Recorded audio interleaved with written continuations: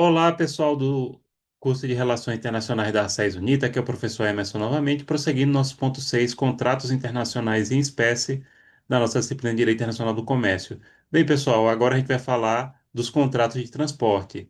E qual seria a classificação dos contratos de transporte? Nós temos o transporte terrestre, que é o rodoviário e ferroviário, o rodovias e ferrovias, né? O transporte aquaviário, marítimo, no mar, lacustre, em lagos e fluvial, em rios, e o transporte aéreo. O transporte terrestre ele pode ser dividido nas modalidades de transporte rodoviário e ferroviário. No Brasil, o transporte rodoviário sempre foi o mais incentivado, apesar das suas desvantagens, né? Pequena capacidade de carga, alto custo de manutenção das rodovias e de combustível, poluição, etc. Na verdade, não desde sempre, desde a década de 1950. De 1950 até hoje, o Brasil, infelizmente, tem incentivado o transporte rodoviário através de caminhão, que, como foi dito aqui, é muito mais caro. Inclusive o próprio custo da manutenção do caminhão, tá? Diversos governos, democracia, ditadura, por uma questão de incentivar as montadoras que se instalaram no país, tá? Bem, e quais são os instrumentos que regulamentam o transporte rodoviário internacional no Brasil, né? Primeiro, o Acordo sobre Transporte Internacional, a TIT de 1990, entre Brasil, Argentina, Bolívia, Chile, Paraguai, Peru e Uruguai. O acordo sobre contratos de transporte e responsabilidade civil do transportador por transporte rodoviário internacional de mercadoria, 1995, que tem como signatários Brasil, Chile, Paraguai, Peru e Uruguai, e o nosso próprio Código Civil. Repare que são países vizinhos, geralmente países do Mercosul, que o Brasil tem uma integração maior, como vocês sabem, né? O contrato de transporte rodoviário internacional é representado pelo Conhecimento Internacional de Transporte Rodoviário, que serve como recibo de título de crédito. Esse conhecimento internacional do transporte, ele é usado em várias formas de transporte, nas várias formas de transporte, melhor dizendo, né? E ele serve como recibo e título de crédito, ou seja, a mercadoria pode ser negociada só com base nesse documento. No Brasil, o órgão responsável pelo transporte internacional é a Agência Nacional de Transporte Terrestre, nacional também, né? A ANTT. No caso do transporte ferroviário, este é representado pela Carta de Porte Internacional, TIF, que também serve como recibo e título de crédito. No caso do Brasil, eu acredito não, eu tenho certeza que não há transporte ferroviário entre o Brasil e os países vizinhos. Já houve com a Argentina durante um certo período, mas atualmente não temos mais, infelizmente, né? Bom, o transporte aquaviário internacional ele compreende, como eu falei, o marítimo, o fluvial e o lacustre. O meio aquaviário, mais utilizado é o transporte marítimo. Vocês sabem que a imensa maioria do comércio internacional ele ocorre por vias marítimas, né?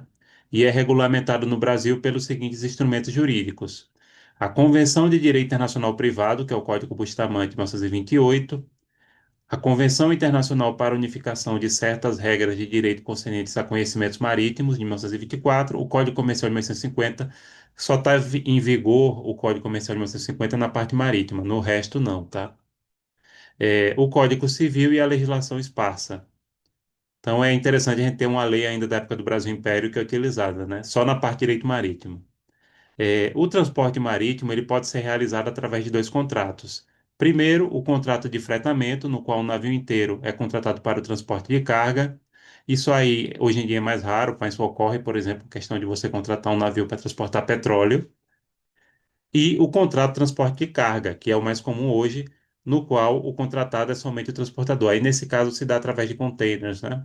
Então, uma empresa pode contratar X containers. Alguns de vocês têm bem noção disso, pessoal que gosta mais de Comex.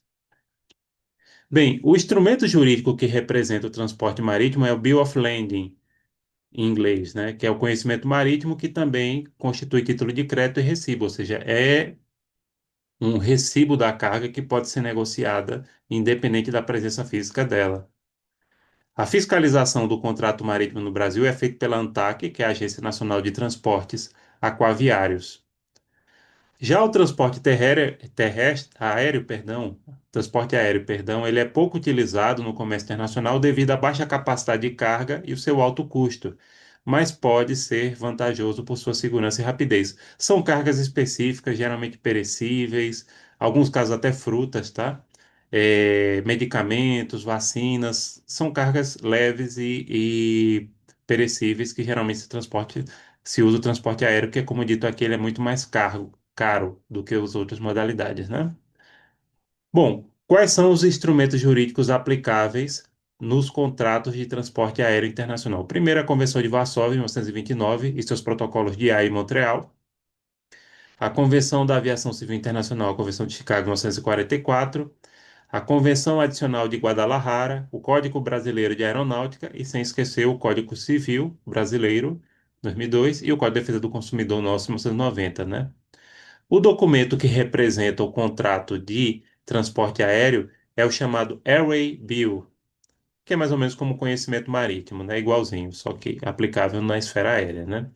Com a consolidação da carga emitida do conhecimento de transporte individual, House Airway Bill, HWB, a cada expedidor, e um conhecimento aéreo, Master Airway Bill, para a transportadora. Bem, pessoal, vamos começar aqui a falar sobre a questão do contrato de factoring. O contrato de factoring atípico é um contrato atípico, pois não está nominado no Código Civil. Consiste no negócio no qual o cedente transfere créditos oriundos da venda de mercadorias ou serviços a um terceiro, no qual, mediante uma comissão, assume o risco de recebimento. No contrato de factoring, você vende uma dívida ou um valor a receber, não precisa estar vencido, tá? Para uma empresa. Então, existem os três principais momentos do contrato de factoring. O devedor emite o título de crédito em favor do fatorizado. O fatorizado contrata uma empresa de factoring e vende o título de crédito. E a empresa, o fatorizador, busca o recebimento do crédito no vencimento do título. Geralmente, até você vende antes, tá? Então, celebra um contrato e ali você se compromete a fazer um pagamento, né? Seja em prestações ou seja no futuro.